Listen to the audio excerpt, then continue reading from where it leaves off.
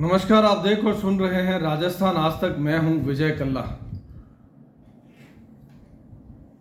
पिछले लंबे समय से सरकारी अस्पतालों में, सरकारी विभागों में जहां स्वास्थ्य सेवाएं दी जाती है, वहां के घोटाले सामने आ रहे हैं।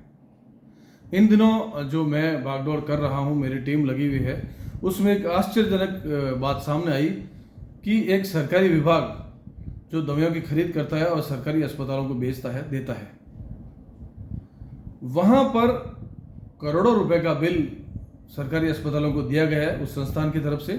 और उसमें एक घोटाला सामने आया है कि वहां जो सारे बिल दिए गए उसमें कई सारे बिल ऐसे फर्जी हैं जो माल दिया ही नहीं, केवल बिल दे दिया। और ऐसे कई बिल पहले पास भी हो चुके हैं।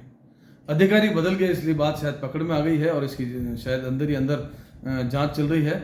और अब उस सरकारी संस्थान को पैसा नहीं दिया जा रहा, उसका पैसा रोक लिया गया है। इस बात की उस सरकारी संस्थान को परेशानी है, पीड़ा है, दुख है। वो कह रहे हैं हमारे बिल पास नहीं हो रहे। तो बिल इसलिए पास नहीं हो रहे प्रभु कि आपने बिल फर्जी दिए थे और पहले आपने बिल पास करवा लिए। अब वो बिल पास होने में तकलीफ हो रही है। एक और समस्या है कि ऐसे कई सारे बड़े बड़े सरकारी अस्पताल जो हमारे शहर में है, वहां पर जो निजी संस्थान है वो भी दवाइयां बेचते हैं। कई सारे संस्थान, कई सारी कंपनीज है जो दवाइयां बेचती है, दवाइयां इंजेक्शन देते हैं, उनका भी बिल करोड़ों में बनता है। उनके बिल जरा जल्दी पास होते हैं बनिस्बत उस सरकारी विभाग के। इसलिए नहीं कि वो घोटाले करते हैं, इसलिए कि वहां जरा शायद कमीशन का मामला लोचा है, कमीशन कम देते हैं या नहीं देते हैं। और जो निजी संस्थान है वो कमीशन अच्छा देती है। इसमें भी एक और लोचा कि कई बार ऐसा होता है कि निजी संस्थान जो कमीशन दे चुका है, बिल पास करवाने के पैसे दे चुका है, सिस्टम को मान चुका है, फॉलो कर चुका है, उसके बावजूद भी उसके बिल पास नहीं होते, वो चक्कर काटते हैं। तो अधिकारी कहते हैं कि अरे क्या हुआ, आपका बिल नहीं हुआ, अच्छा अभी बुलाता हूँ। फिर वो उस संबंधित व्यक्ति को बुलाते हैं। वो कहता है साहब ये मेरे पास आए ही नहीं। वो कहता है साहब कैसे नहीं आए, मैं आया हूँ और मैं आपको पैसे भी दे चुका हूँ। वो कहता है अच्छा अच्छा छोड़ो छोड़ो कोई बात नहीं, अब जाके वापस चेक करवा लो। अब वो फिर से वो नाटक शुरू होता है, या तो बिल पास हो जाते हैं ऊपर नीचे ले देकर, या उसको फिर से चक्कर कटाया जाता है क्योंकि कमीशन जरा कम आया है, क्योंकि उसका भी बिल 3-4 करोड़ रुपए का था। तो 5-7 लाख रुपए चाहिए होते हैं, वो 2-2.5 लाख दे के निपटना चाहता होगा। तो थोड़े चक्कर के बाद उसको लगता है कि यार इतना तो अगर पैसा पूरा आता तो कमा लेते, ब्याज में कमा लेते या वापस कहीं और लगा लेते।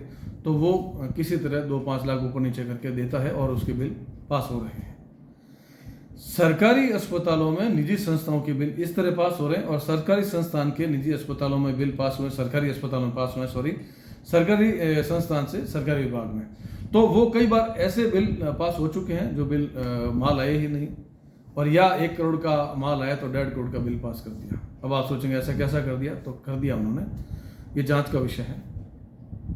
और निजी संस्थानों को बढ़िया जो है मलाई खिलाई जा रही है, भगोना भर के खिलाई जा रही है। थोड़ा बहुत वो परेशान होते हैं, चक्कर काटते हैं, लेकिन जितना चक्कर काटते हैं उससे ज़्यादा उनको अच्छा पेमेंट मिल जाता है। अब वहाँ भी ये चीज़ हो सकती है कि जो माल आया है वो अगर 1 करोड़ का आया है और उसने 1.5 करोड़ का बिल दिया है, तो वो बिल भी पास होता है और उसको थोड़ा कमीशन ज़्यादा देना पड़ता है। ये खेल चल रहा है इन दिनों, मेरी नज़र में अभी आया है। आई थिंक ये खेल लंबे समय से चल रहा था, लेकिन इन दिनों हमारी पकड़ में आया। मेरी टीम जो घूम रही है, मैं भी घूमता हूँ, तो थोड़ा बहुत समझ में आ रहा है। और एक और समस्या इन सरकारी अस्पतालों में अक्सर सुनी जाती है कि जब भी कोई ऑपरेशन करवाना आता है, चाहे आपकी हड्डियाँ टूट गई है, चाहे आपके हार्ट की परेशानी है, चाहे आपको कैंसर की परेशानी है, कुछ भी है, ऑपरेशन लायक कोई मामला है, तो आपको डॉक्टर साहब के बंगले पर जाकर मात्र फीस नहीं, ज़्यादा पैसे देने पड़ते हैं, 10-5 हज़ार।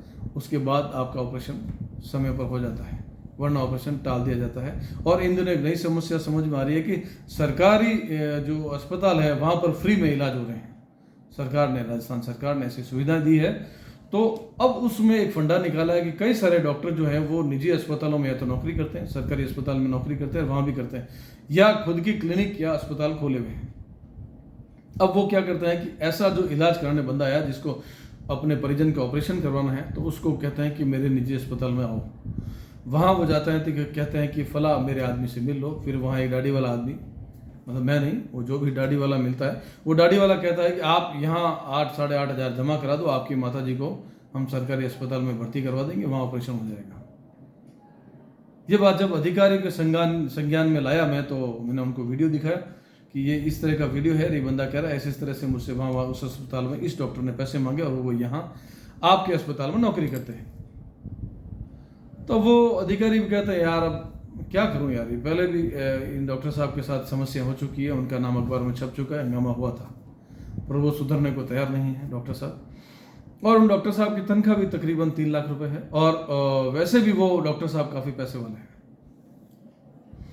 पर वो ऐसा कर रहे हैं, अपने निजी अस्पताल में बुलाते हैं और वहाँ पैसे लेते हैं और फिर सरकारी सुविधाएं देते हैं। तो उस गरीब के पास सरकारी सुविधा फ्री में कहाँ हुई?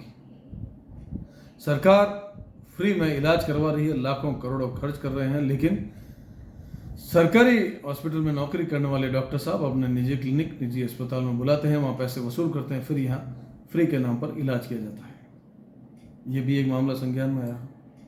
और जब ये अस्पतालों का मामला, ये बात चल रही है, तो एक पुराना मामला फिर से मुझे याद आया और मैंने वो कागज़ किसी को चेक करवाए। तो एक बंदा यहाँ से ट्रांसफ़र हो जा चुका है और वो मुरली बजा रहा है कहीं बैठकर जयपुर में, वहाँ भी वो सुना है कि दोनों हाथों से लूट रहा है। और एक डॉक्टर साहब सेवानिवृत्त होकर घर बैठे हैं, 2-2.5 करोड़ का वो मामला है, और उसमें डॉक्टर साहब के साथ इस कर्मचारी ने मिलकर बिना अखबारों में विज्ञप्ति दिए लोगों को भर्तियाँ कर ली, मिलने वाले थे कुछ से पैसे ले लिए, किसी को मिलने वालों को नौकरी लगा दी और वो नौकरियां चल रही है। और इतने सारे फर्जी बिल काटे हैं कि शायद वो दुनिया में व्यक्ति ही नहीं है जिसके नाम से बिल कटे हैं। इतने सारे निर्माण, इतने सारे रिपेयरिंग। और एक जोधपुर जैसे शहर में डॉक्टर साहब की बड़े अस्पताल में पोस्टिंग थी, उनकी स्टेशनरी और कई सारे सामान की खरीदारी पास के गांव से करते थे, अपने गांव से जहाँ के वो रहने वाले हैं, और इस वक्त वो क्लिनिक चला रहे हैं। वो जब नौकरी में थे तब भी अस्पताल और क्लिनिक चलाया करते थे, अभी भी चल रही है। डॉक्टर साहब 2-2.5 करोड़ का घोटाला करके वहाँ जाकर बैठ गए और मुरली बजाने वाला कहीं मुरली बजा रहा है। मतलब चिकित्सा सेवा जहाँ हम लोग डॉक्टर्स, नर्सिंग कर्मचारियों को भगवान समझते हैं, ये भगवान इस तरह से दोनों हाथों से मुरली बजा रहे हैं। कोई फर्जी बिल पास करवा रहे हैं, तो कोई अपने निजी क्लिनिक में बुलाकर पैसा वसूल रहे हैं, तो कोई करोड़ों का घोटाला करके ट्रांसफ़र कराकर भाग छूटा है, तो कोई सेवानिवृत्त हो चुका है। अब मेरे पास, मैं सोचता हूँ जो कागज़ है उसकी एक कॉपी करवा कर मुख्यमंत्री और एसीबी को दे दी जाए, वो अपना काम करते रहेंगे, सबको व्यस्त रखना जरूरी है, मैं अकेला व्यस्त क्यों रहूँ। तो अभी इन 2 कामों में मेरी टीम लगी हुई है कि वो जो सरकारी विभाग है वहाँ से जो फर्जी बिल आए हैं, ऐसा हुआ है, कितने बिल पास हुए हैं, कोशिश कर रहे हैं, अगर ऐसा है तो उनको सज़ा मिलनी चाहिए, सरकार को चपत नहीं लगे। और अभी जो निजी संस्थानों को धड़ाधड़ बिल पास कर रहे हैं, उसमें क्या गड़बड़ जा रहा है। मतलब वो डायलॉग CID वाला, CID जो सीरियल आता था, दया कुछ तो गड़बड़ है, तो वो कुछ तो गड़बड़ है, वो मेरे दया जो है वो ढूंढ रहे हैं, और मैं तो ACP हूँ प्रद्युमन सिंह, मैं भी उनके साथ कुछ तो गड़बड़ है मैं ढूंढ रहा हूँ। वो कुछ क्या क्या है बहुत जल्द आपके सामने लाने की कोशिश करेंगे। बात पसंद आई हो तो लाइक, शेयर और सब्सक्राइब जरूर करें। मेडिकल से जुड़ी एक खबर बहुत जल्द मैं और लेकर आऊँगा, उसमें भी बहुत बड़ा घोटाला है और उसमें बड़े बड़े डॉक्टर शामिल हैं। नमस्कार, जय हिंद, जय भारत।